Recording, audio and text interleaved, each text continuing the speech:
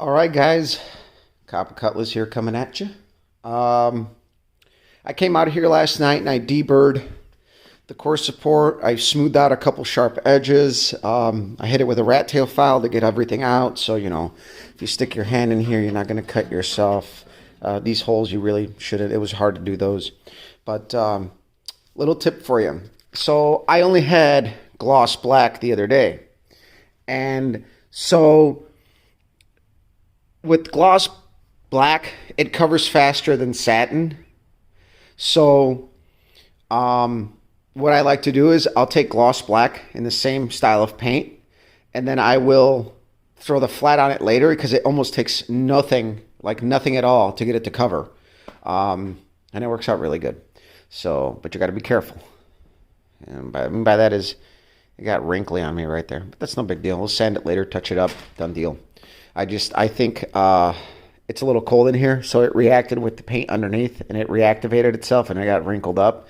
And that's probably not because the two paints were incompatible. It was probably the layer underneath that was incompatible, because I don't know what paint I used when I painted this core support years ago. So just a quirk. I got to go back once that dries and sand it and take care of it. So either way, the goal today is to come out here, add my struts, make my brackets for the radiator.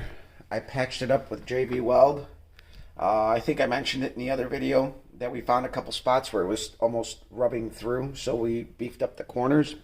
And I'm going to mount the radiator a little bit more solid to the core support, but not solid that it won't move around, because you don't want your tanks to split apart. So the goal today is to get the crossbar for the grill set up, because obviously it used to mount to our center support. We no longer have that. And then hopefully cut our Lexan, and really, as far as all that goes, we can put everything back in. And then I got two good layers of fiberglass over the bumper. I'll put those videos at the end of this one.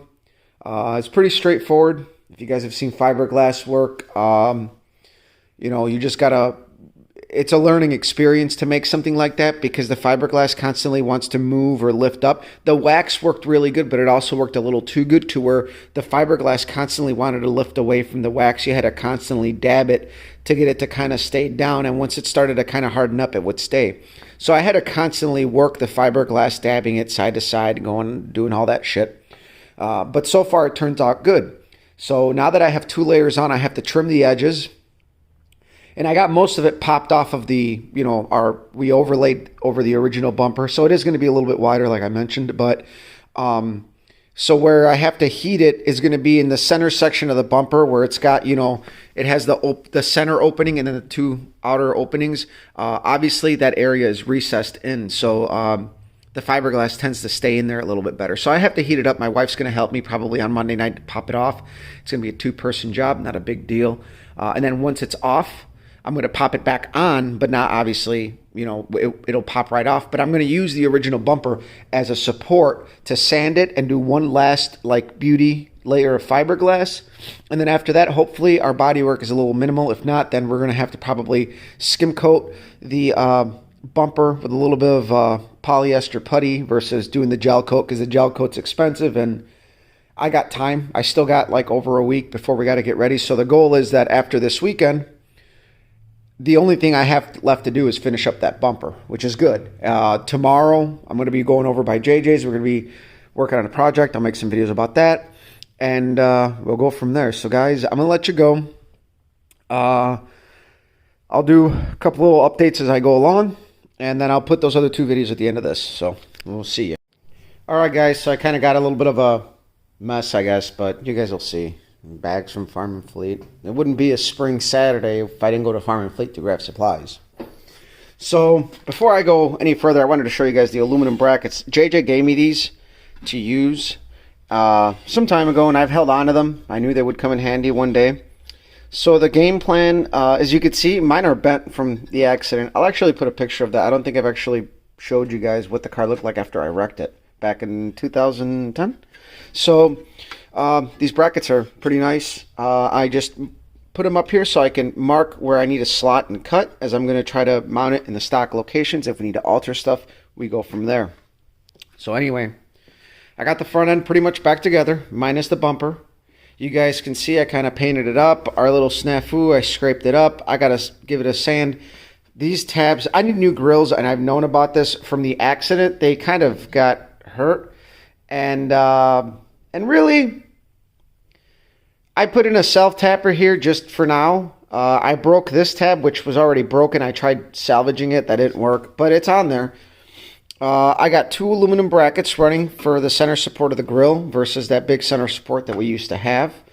I put the struts for the core support. You can see them. Let me shove my phone in here. My buddy Eric is texting me right now, something about paint.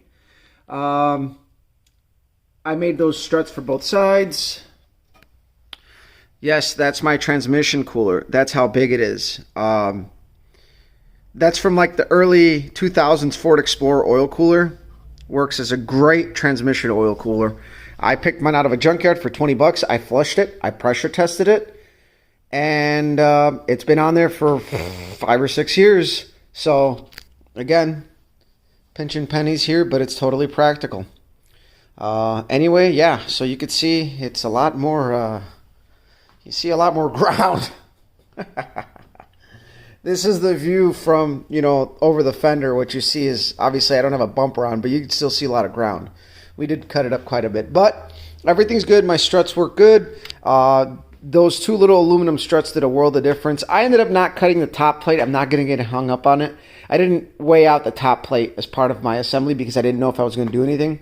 And on the bottom, I know I mentioned I was going to make something, so it wasn't going to work. It's not like a user-friendly area, really. So what I ended up doing was I knocked down the sharp ears on the corners of where the original radiator saddles were. I ran an entire, you can see I cut my kneeling pad short. I ran strips all along the bottom, and then I ran the corner pieces that I already had on there, so it should be pretty damn good. And then up top, I ran more foam. You can see part of it there, and it's in there pretty solid. So it didn't really move a lot before, but it did settle and it rubbed through. So I have to keep an eye on that to, you know, maybe every year just check on it, lift it up, make sure it didn't compress too much, because that foam that was in there had been in there for quite some time. I haven't had the radiator out in a long time. It's been in the car for at least 5 years or so now. But from here, I'm going to go ahead and make the Lexan, and that's really like the last thing that's left, and then put the exhaust on, which is 10-15 minutes of work. It's not a big deal. And I can call it a day. So I got my Lexan over there marked out. All I got to do is cut it. I'm not going to cut right on the line because that would be the edge of the glass. What I'm going to do is I'm going to clamp it to the glass and file it by hand to match the contour of the glass because the glass is contoured. So I'll make a little video on that. I'm going to have to get a little creative, but nothing out of the ordinary, I guess, in our lives. So I'll let you guys go. Okay, guys, the Lexan's going faster than I thought. I didn't do anything of what I told you I was going to do because you know what? I was going to do the easiest way. I cut right along the lines and it turned out great. So I'm going to show you guys. It's in there. Literally only 2 screws are holding it in. It doesn't really rattle. Once I put my piece in here, which I have, I'll show you guys. Right now it's not glued in, so it's not going to sit exactly right. I got window urethane. I have to run into this channel. And then, oh wait, that's the wrong fucking side. Where it be, yo? Here we go. All right, so our gap is pretty even. Our seal, you can see, is pretty wide.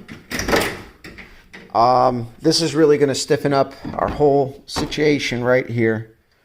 So, boom, just like stock. But it's Lexan, and I don't really have any passengers. I wish before I screwed it, I had my wife help me get this up a little bit. I'm going to have to live with this, but it's on the seal, so we're good. I'm not really going to worry about it. It shouldn't leak much. And if it does, you know, the only time this car really sees water is when I wash it. But, dude, that Lexan is super clear. It's super nice. And as you guys can see, all I got holding it in place is a screw here and a screw at the back right here. And I'm going to add another one. Maybe not. I will.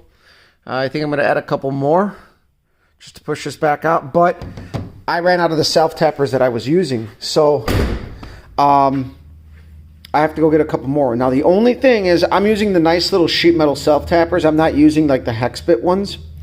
The only thing is make sure that your screws are not going to protrude or go through the quarter panel. So make sure that, lay them up against the seal. You don't want to see them getting any close to this body line. Otherwise, you're going to go through. So I'm going to go buy a couple of sheet metal screws in a little bit. Take a little break. I've been out here since about 10 o'clock. And at least I got this done. Before I crack open the urethane, I'm going to set both up and then urethane both of these pieces in place once they're set. So I got one more piece of Lexan to go, and that's it. So this is the hardware store polycarbonate sheet. Worked out pretty good. It's a quarter glass. There's not much to this. There's no reason why you should have to spend huge money on Lexan for the quarter glass.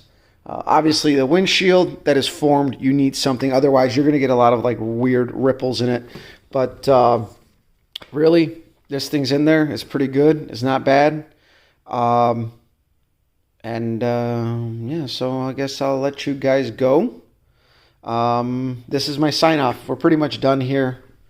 Just got one more piece to do, urethane that in. I'm sure, you guys will see what that looks like later. I do have to put my overflow in a good spot on the bracket, which I'm actually going to mount it on the inside now because I can't mount it on the outside like I had it because I lost all that metal. So it's really like the only thing left. And I'm glad that kind of nothing fought me today, but I also planned it out really well. So I hope you guys have kind of enjoyed seeing how much stuff kind of weighs out, and maybe it gives you ideas on where to cut weight. Like I said, when I reskinned the doors, I purposely bought the cheapest aftermarket door skins. I'm a metal guy. I'm a body man. I love working with metal, so I was up for the challenge. You can see, for being aftermarket doors, they're not bad. This is actually in the quarter panel from when we hung the quarter panels. I was a little inexperienced, and I wasn't about to redo the quarters just for that, so I live with that. But from afar, it doesn't look too bad. This area on every set of GM doors sucks. At the Muscle Car and Corvette Nationals, I was looking at all the cars and how they fit here. They don't fit this good. They don't have gaps this tight. Mine are pretty good. They're definitely slightly above GM standards, even despite that little spot. But I bought the cheapest aftermarket door skins you can get. And when I skinned them, so I removed the whole outer shell of the door skin. I also removed the intrusion beam, the crash bar, which weighed about 20 to 25 pounds each. I could have taken more weight out, but I was like, that's more than enough. And then obviously with being the cheapest aftermarket door skin I can get, the gauge wasn't as thick as original. So that was lightweight stuff right there already. And, my steel fenders, I actually believe they're aftermarket replacements from back in the day, not like current. So they're actually, compared to like other fenders, they seem kind of, I don't know. They were wrecked anyway. I straightened those out. And then the quarter panels in the back were also like Taiwan, like replacements, the 80% quarter panels where you have to replace them all along here. They don't go up into the sail panel. So yeah, we've managed to knock a lot away. I still got to finish the bumper and let you guys know how that goes. And then I may attempt to do the rear bumper. But the rear bumper I think the rear bumper might be harder to do, but it might be worth a try down the road to make a rear bumper. I know JJ said if I make one, he would like one. So it might be a down the road project. But did I just say project? Am I fucking Canadian? Sorry, Canadian friends. But either way, I'll let you guys go. Hope you guys enjoyed it. Share, like, subscribe. Hopefully we can go to the track. I think it would end up being, because the first weekend of April, I think is actually like Easter. So it would be the second weekend of April we're probably going to end up hitting the track and taking this turd out. So I'll let you guys go. Share, like, subscribe. Follow me on Instagram, Copper Cutlass.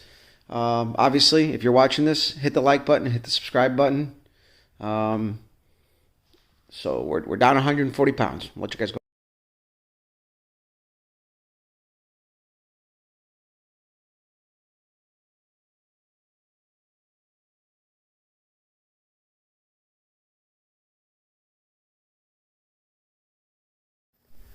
Alright guys, I'm by the shop.